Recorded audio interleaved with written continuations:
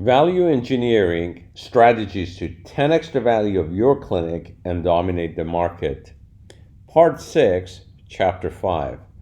Grow personally first before asking others. In 1999, I woke up one morning with a heart rate of 220 plus beats per minute and was rushed to the hospital by my wife and parents.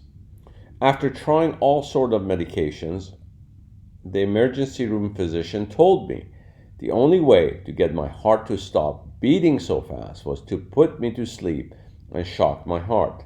The procedure is called a cardioversion. Thankfully, I came out of it okay.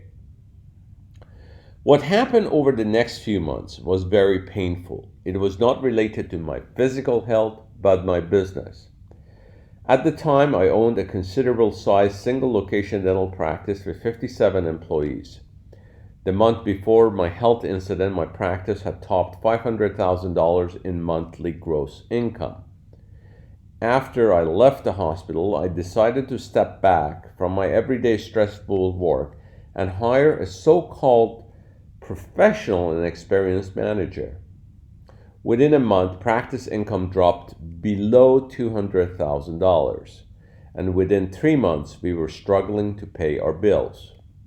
The situation worsened as employees were quitting left and right, and my so-called successful enterprise became chaotic. Receptionists were embezzling our practice by stealing cash, destroying charts, and writing off balances. My dentists were sleeping with our dental assistants. It was a mess. This painful experience was the best thing that ever happened to me, which forced me to grow personally, and this story leads me into this chapter. As my leadership guru and mentor Dr. John Maxwell says, the people on your team determine the potential of a company. However, to have a team that can match our lofty dreams, we must first become a fully developed leader. Without maturing in leadership, it will be almost impossible to grow others within our leadership circle. My health incident made me realize that I had no formal leadership training. I was born with some natural talents, but it was never enough to navigate my followers to a sustainable business that could operate without my presence. My intentional absence from the company and leaving it at the hands of a moderately qualified individual showed me how ill-prepared my business was without me at the helm. Studying leadership is a critical requirement for developing and scaling any size company.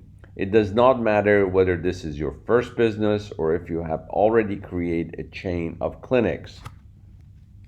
It is one of the key areas in helping my clients transform their business from a family-owned and family-dependent business to a professionally operated company that can survive in the absence of a key stakeholder.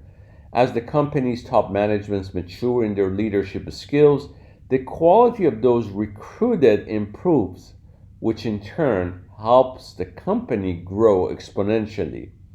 However, studying leadership is not an event such as attending a weekend seminar or reading a few books on the subject. Creating leaders is a process that takes time.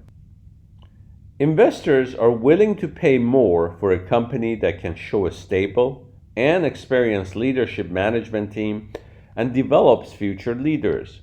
A well-documented leadership training and development is essential to a company's growth and scores high on investors' checklists when it comes down to making an offer. Frequently asked questions. Question: I don't understand how improving my leadership skills makes my business more valuable. Besides, I'm not planning to stay long after I sell my business. Can you explain more? Answer: surely.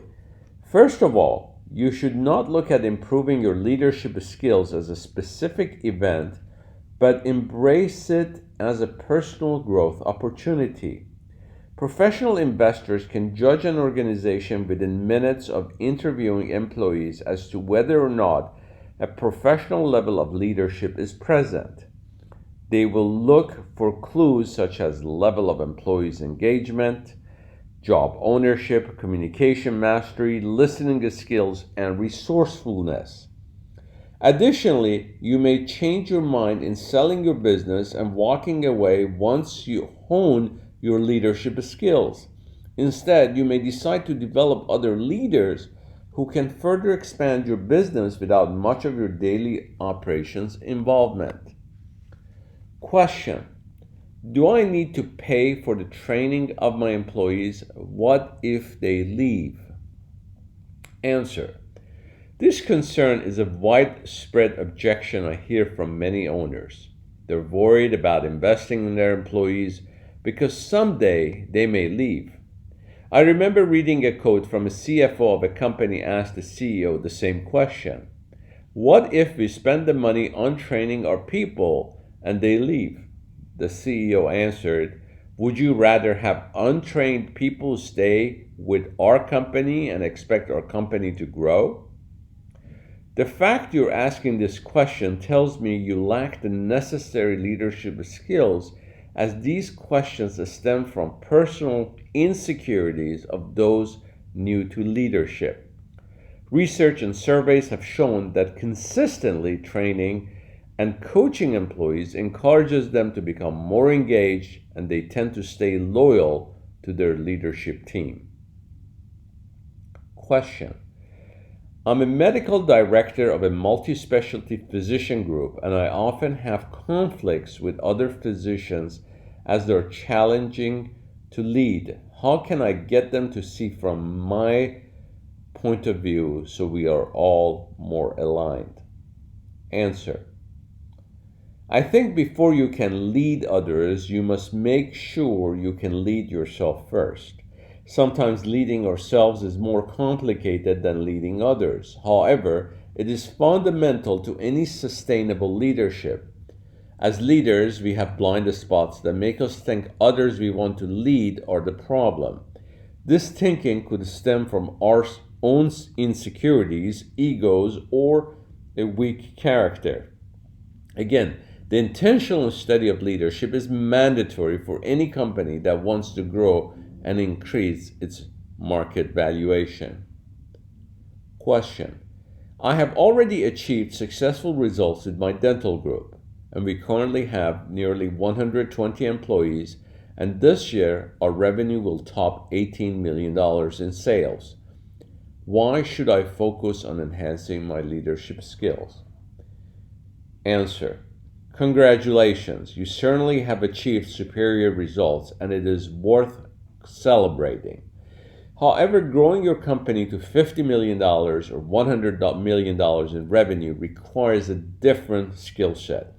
If you plan to grow your company, you must continue to grow yourself as a leader. End of part 6, chapter 5.